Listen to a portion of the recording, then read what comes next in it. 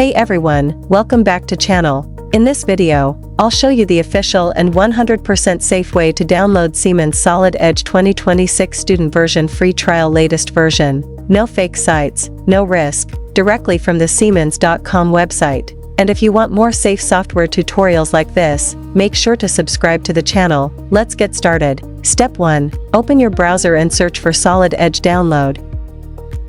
Click on the first page of free software, 2D and 3D CAD, Solid Edge, or go directly to Siemens.com website. I've also added the link in the description. Step 2.